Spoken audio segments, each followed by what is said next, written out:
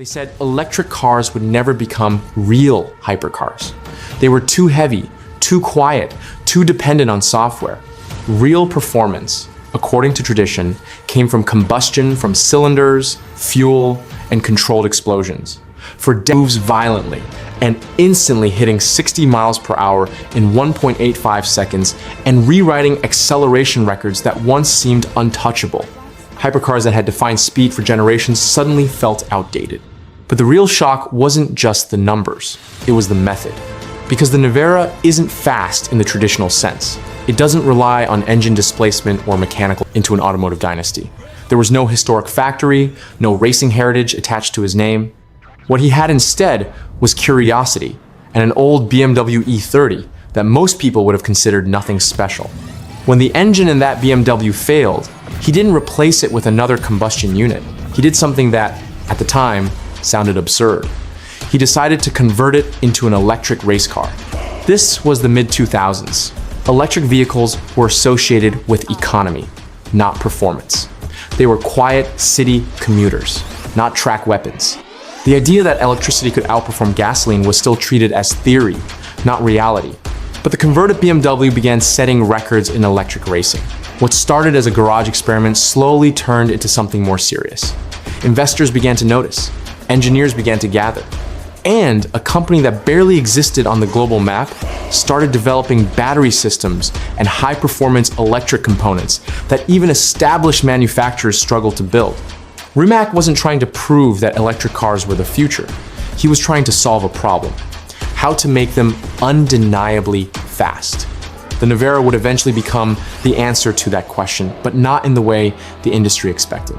It's easy to say the Nevera is fast because it has nearly 2,000 horsepower. That number alone is enough to dominate headlines.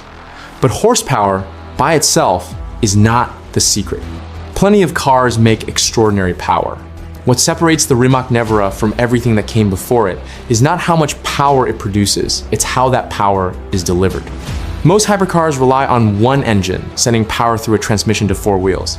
Even with advanced all-wheel drive systems, the power still flows from a central source. There are delays, mechanical limitations, compromises. The Nevera does something fundamentally different. It doesn't have one motor. It has four. One dedicated motor for each wheel. That means each wheel can receive completely independent torque in real time. Not milliseconds later, not after a differential reacts, instantly. This system, known internally as advanced torque vectoring, allows the car to control traction with surgical precision. If one wheel begins to lose grip, power is adjusted immediately without the need for traditional mechanical intervention. The car is constantly calculating, constantly correcting, constantly optimizing. What that creates is not just acceleration, it creates control. And control is what allows nearly 2,000 horsepower to be usable instead of chaotic. Then there's the battery pack. Instead of treating it as dead weight, Rimac engineered it as a structural component of the chassis. It sits low, integrated into the carbon fiber monocoque, lowering the center of gravity and increasing rigidity. The weight isn't eliminated, it's weaponized. And finally, the true advantage: software. In traditional hypercars, hardware defines performance. In the Nevera, software does. Thousands of calculations per second manage power, distribution, stability, and grip. The car isn't reacting to physics, it's predicting it. That is the difference. The Nevera doesn't wait for traction, it creates it. For decades, the blueprint for speed was clear. Increase displacement, refine aerodynamics, reduce weight, and push mechanical engineering to its absolute limit. Brands built their reputations on mastering controlled explosions, extracting more performance from fuel and air than anyone else.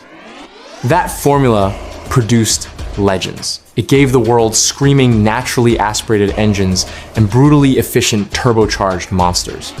It also created machines like the Bugatti Chiron, a car engineered to stretch the limits of combustion itself. But combustion has constraints. Power has to travel through a crankshaft, through a gearbox, through drive shafts and differentials before it ever reaches the tires. Even in the most advanced systems, There are physical components that introduce delay, friction, and mechanical loss. The process is refined, but it's never instantaneous. The Rimac Nevera removes much of that chain. There is no traditional transmission shifting gears, no waiting for turbos to spool, no dependence on engine speed to unlock peak performance. Maximum torque is available immediately from 0 RPM, and it can be distributed independently to each wheel without relying on mechanical differentials. That changes the nature of acceleration. In a combustion hypercar, acceleration builds. There's a surge, a crescendo, a dramatic climb toward peak output. In the Nevera, there is no build. There is only instant force. And that instant force exposes something uncomfortable for traditional manufacturers. When performance becomes software-driven and electrically distributed, decades of combustion expertise don't automatically translate into dominance. It's not that the old formula stopped working. It's that a new one arrived and it operates on different rules. When the Rimac Nevera began setting world records from 0-60 to quarter mile to multiple acceleration and braking benchmarks in a single day, the headlines focused on domination. Fastest electric car, fastest production car, record breaker. But records fade. Another car will eventually be quicker. Another company will push the numbers further. What doesn't fade is what the Nevera proved. It proved that a small manufacturer from a country with no hypercar legacy could out-engineer brands that had defined performance for generations. It proved that electric power wasn't a compromise, it was an advantage when executed correctly. And most importantly, it proved that speed is no longer just about engines, it's about computation. The hypercar world once revolved around mechanical mastery. Now it must also master software, battery architecture, and real-time torque control. The battleground has shifted from purely mechanical innovation to integrated systems engineering. The Rimac Nevera doesn't overpower physics. It manages it more intelligently than anything before it. And that may be the most disruptive part of all. Because if this is what a small Croatian company can achieve in just over a decade, the question isn't whether electric hypercars belong in this world. The real question is what happens when every major manufacturer catches up. If you enjoy deep automotive stories like this, not just numbers, but the engineering and ideas behind them, make sure you subscribe and stay with us. There's a lot more changing in the world of performance than most people realize. And the next shift might be even bigger.